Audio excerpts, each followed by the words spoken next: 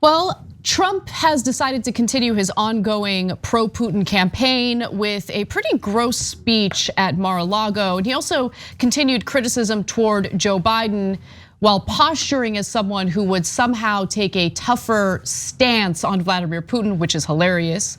Now, he went on Laura Ingram's show, and not only did he continue to spew some pro-Putin nonsense, he also made a fool out of himself by getting real confused about which country is invading which part of the world. Let's watch.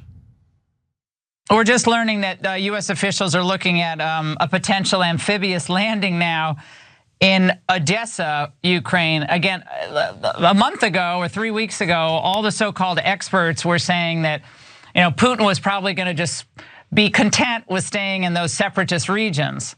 But I think given what's unfolded, sadly, with a lot of weakness in the United States, they just decided to go for it. I mean, it looks like they're going for it. And where does that leave NATO, the NATO alliance?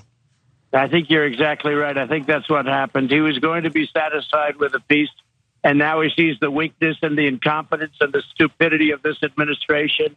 And as an American, I'm angry about it and I'm saddened by it. President Trump, we actually have, just hold on, I'm so sorry to interrupt you, but we have, we're going to the Pentagon, I believe.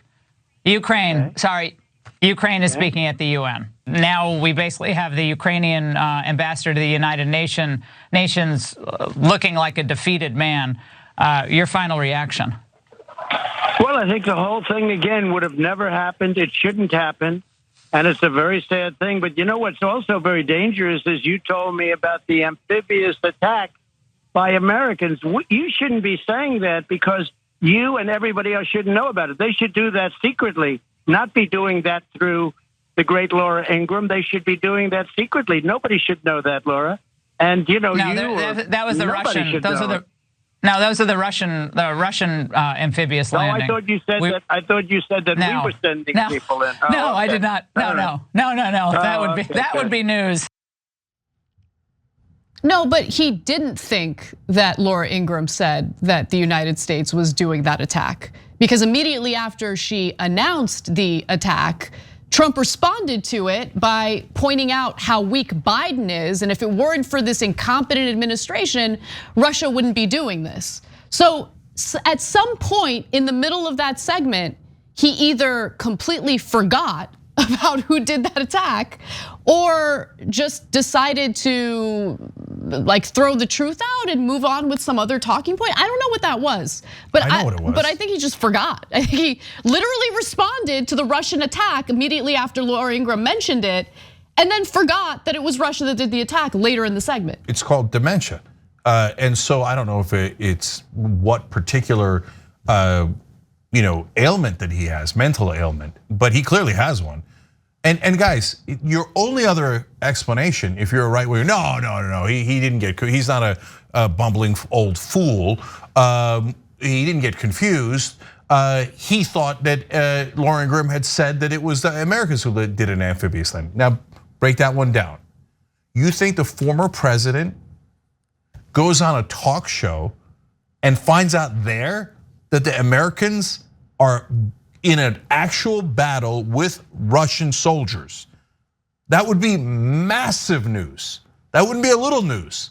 That would be gigantic news. He doesn't even know that. He thinks like, oh yeah, I might have found out on Laura Ingram's show. Like if I was on Laura Ingram's show and she said the Americans have landed in Ukraine and are fighting the Russians, I'd be like, when the hell did that happen? That's insane. Oh my God, we're gonna go to World War III. That's a normal reaction. And I was never president. He was the president of the United States. Yeah. And he's like, oh yeah, American amphibious landing in Odessa. Yeah, that makes sense. What? No, okay, so your best excuse is, no, he's the dumbest man alive and doesn't realize that that would be a massive development in world news. Just doesn't even get it. Like, oh, maybe she just mentioned it in passing. Yeah, I mean, and also it reveals how little Trump really cares about this very issue.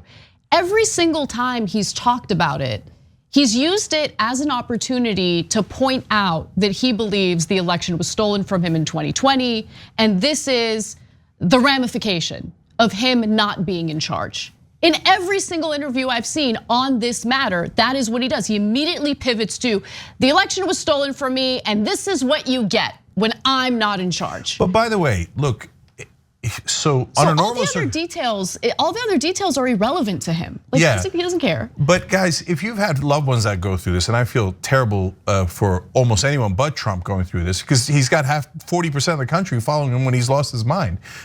What people going through this kind of mental decline go through is a lot of different symptoms. And one of them is constantly going back and talking about the same thing over and over and over again.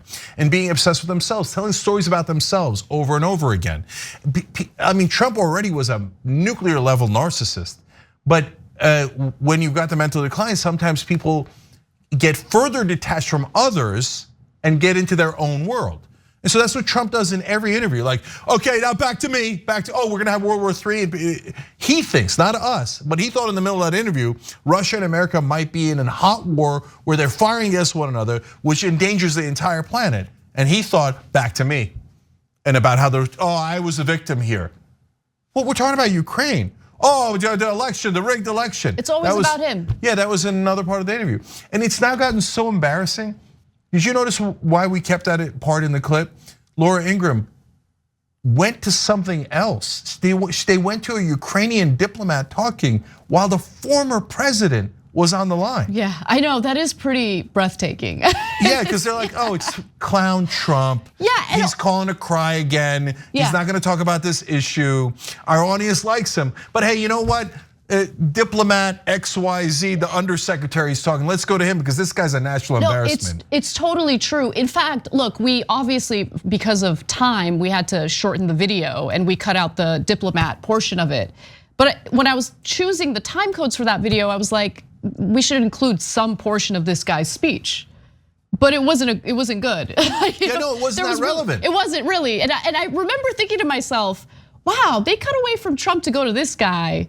It's a little weird, and they stayed on him for a while. For a long time, it wasn't like, hey, they went for 30 seconds, came right back.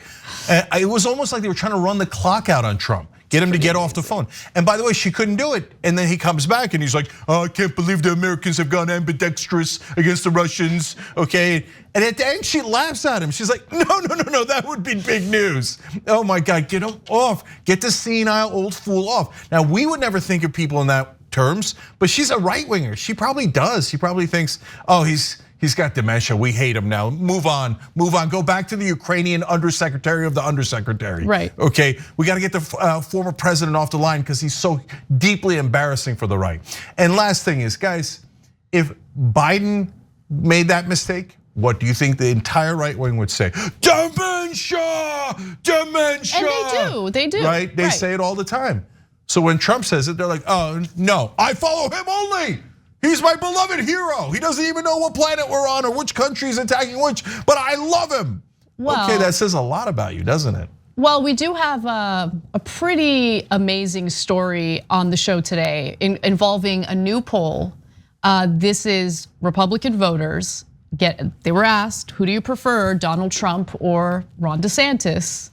And Trump is losing his credibility among Republican voters. So that is in some polls, and that last one was in Florida, but it is indicative. People are, the decline unfortunately did not begin with any of his idiocy or his actual dementia or whatever that is, or any of his horrible, horrible statements. They love that stuff. The decline in his polling began when he said he took the vaccine. Let's be honest about that. And now DeSantis is surging and in a poll in Florida, beating Trump.